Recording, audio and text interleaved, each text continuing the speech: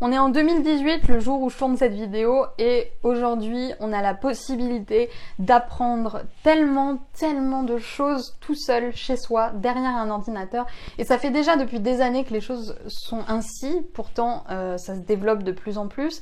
Et moi je fais partie des gens vraiment qui pensent qu'on peut tout apprendre sur internet, absolument tout, même les métiers manuels, etc. Pour moi, si vous avez la théorie, que vous entraînez tout seul chez vous, totalement matière à réussir dans ces domaines. Vous me connaissez, hein, moi ça fait depuis des années que je passe mon temps sur internet et j'ai appris énormément de choses, et je réalise seulement maintenant que je prends du recul sur mon adolescence, sur toutes les années que j'ai passées derrière mon PC à faire des choses qui me paraissaient un peu inutiles, qu'au final j'ai réussi à apprendre énormément de nouvelles choses, alors que j'étais jeune, alors que j'avais pas de professeur, alors que j'étais toute seule dans ma chambre à 5h du matin parce que j'arrivais pas à dormir. Et du coup je me suis dit que j'allais partager avec vous 3 petits conseils pour que vous aussi, en fonction du domaine qui vous intéresse, bien sûr, vous ayez la possibilité d'apprendre en autodidacte. En tout cas, c'est des conseils qui, je l'espère, vont vous servir si jamais ça vous intéresse de vous former un peu tout seul chez vous. Donc, ça peut être sur le blogging, sur la vente, mais ça peut être aussi, je sais pas, vous voulez apprendre à coder, vous voulez apprendre une nouvelle langue, tout est possible, vraiment. Moi, je pense qu'il y a un éventail de possibilités absolument infini sur Internet. Du coup, je vais partager avec vous quelques astuces qui, moi, m'ont toujours aidé à mieux intégrer les informations et à comprendre le fonctionnement des choses. Première astuce, et c'est une astuce basique et les gens sous-estiment vraiment son pouvoir, c'est le fait de poser des questions à Google. Je pense qu'on l'a déjà tous fait, hein, le coup de combien de temps cuire un œuf à la coque sur Google. Google, il répond pas que à des questions un peu neuneux comme ça, il peut répondre à des questions très complexes. Bon, c'est pas un être humain, hein, ça reste un algorithme, mais vous pouvez tout trouver sur internet et Google vous aide à le faire. Pour moi, quel que soit le domaine dans lequel vous avez envie d'apprendre de nouvelles choses, il suffit de le taper sur Google et vous pouvez avoir accès à toutes les informations que vous voulez. Les 3/4 vraiment des informations que j'ai apprises, des choses que je sais sur le blogging, des choses que je sais sur le SEO, des choses que je sais sur la technique, sont issues de recherches sur Google à la base. C'est-à-dire que vous allez taper un truc du style, voilà, comment écrire un article de blog.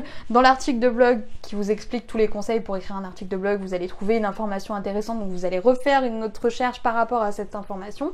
Et de fil en aiguille, comme ça, vous allez apprendre un petit truc par-ci, un petit truc par-là, et à la fin, vous aurez vraiment beaucoup de connaissances en fait. Pour moi, il n'y a pas de question à laquelle Google est incapable de vous répondre, à condition de faire des recherches, à condition de regarder ce qu'il vous propose. Je pense que vous pouvez vraiment apprendre tout et n'importe quoi. Vraiment, posez des questions, posez-vous des questions déjà, et ensuite allez les poser sur Google, allez regarder un petit peu ce qui se dit, allez voir les éventuelles explications qu'on vous donne, et vous allez voir que ça va ouvrir vos chakras. Un autre conseil, c'est d'analyser les choses. Alors c'est un conseil qui est un peu difficile à expliquer en vous parlant de toutes les thématiques en même temps. Donc je vais vous donner un exemple plus précis. Par exemple, si votre objectif c'est d'en savoir plus sur les blogs, ce qui peut être très intéressant, c'est de prendre des blogs qui fonctionnent bien et de décortiquer, d'analyser chaque prise de décision. Pourquoi la bannière elle est là? Pourquoi il a mis ça dans sa sidebar? Pourquoi il a utilisé tel mot sur le bouton d'appel à l'action? Il y a 2 moyens de tirer bénéfice de ce conseil-là. C'est dans un premier temps se concentrer sur les meilleurs, c'est-à-dire ceux que vous trouvez vraiment géniaux, ceux dont vous aimeriez atteindre le niveau un jour, et de voir ce qui se fait de meilleur chez eux et de piocher un petit peu, sans pour autant recopier, hein, c'est pas une question de plagiat ou quoi, c'est juste de comprendre le cheminement des choses, de comprendre comment la personne a mis en place son blog, qu'est-ce qui fait que son blog est bien, qu'est-ce que vous aimez, qu'est-ce qui vous attire l'œil en premier, qu'est-ce qui d'après vous fait que ce blog est un blog avec succès, fait que ce blog est un bon blog. Et à contrario, vous pouvez aller voir les pires blogs, c'est-à-dire des blogs quand vous les regardez vous vous dites ah ouais non mais ça c'est pas possible quoi. De la même manière, de les décortiquer en cherchant voilà pourquoi ce blog est si mauvais.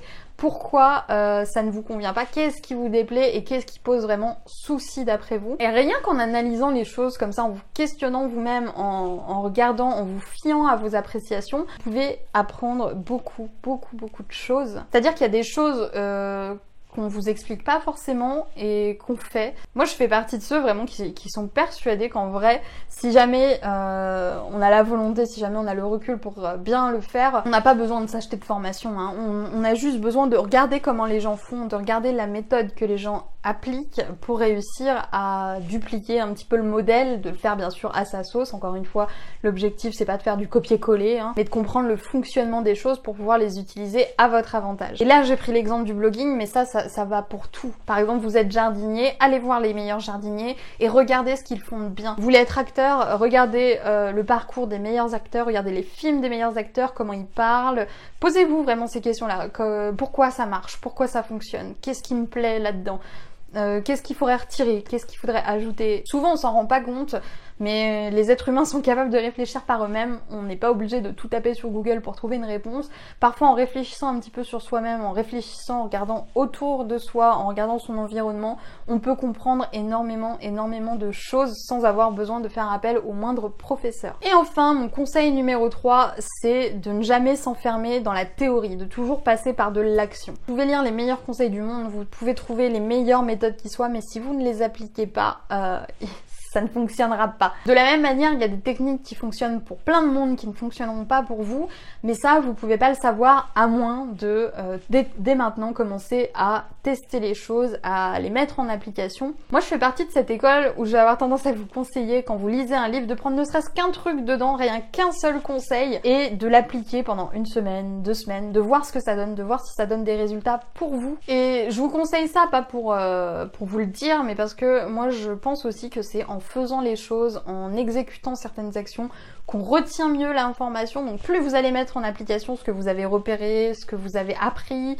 etc. et plus vous allez le retenir facilement, sans avoir besoin de vous faire de fiches de révision ou sans avoir besoin de relire sans arrêt les mêmes informations. Ça va s'intégrer directement à votre personne parce que vous allez le tester, vous allez le mettre en application et vous allez avoir beaucoup moins de difficultés à vous en rappeler. Petit conseil supplémentaire, et c'est quelque chose qui est vraiment propre à notre époque mais qui est formidable je trouve. Aujourd'hui, et je vous apprends rien, il est tout à fait possible de suivre des cours en ligne, de suivre des formations en ligne. Et il y a un truc génial qui a été créé, ça s'appelle les MOOC, donc M-O-O-C. Qu'est-ce que c'est qu'un MOOC? En fait, c'est une espèce de classe en ligne. Dans la plupart des cas, ça reste gratuit ou il y en a certains qui sont légèrement payants. Donc dans la majorité des cas, si vous voulez le certificat de fin de parcours qui compte pour votre CV en suivant un MOOC, il faut payer, mais si vous voulez juste suivre les cours, vous n'êtes pas obligé normalement. Après, ça dépend bien sûr des plateformes. Vous avez plusieurs plateformes qui sont très intéressantes pour ça, et moi je vais vous parler simplement de celle que j'ai testée, qui est ma préférée, qui est donc Open Classroom, dont vous retrouverez le lien dans la barre de description. Et en fait, ce sont des cours vraiment, donc un peu à la manière d'une vidéo YouTube, sauf que là on va vraiment vous expliquer des notions clés, on va vraiment être pédagogue, les vidéos sont vraiment de très très bonne qualité, et de cette manière-là, maintenant, on a la possibilité de pouvoir passer des diplômes chez soi, on a la possibilité d'apprendre de nouvelles connaissances chez soi, tout en suivant un cours et en rentrant dans une communauté, parce que c'est ça aussi l'intérêt de faire un MOOC, c'est que vous allez vous intégrer à une communauté de personnes qui suivent ça en ligne aussi, et vous allez pouvoir discuter avec eux de vos problèmes, de vos questions, etc. Et sachant qu'un MOOC c'est gratuit, ou que ça c'est vraiment proposé des tout petits prix la majorité du temps, moi je pense que c'est quelque chose qui est vraiment très très intéressant. J'en ai pas suivi énormément pour être honnête avec vous sur Open Classroom, j'ai suivi un petit peu le HTML je crois et le CSS, en tout cas ce sont de très bons cours.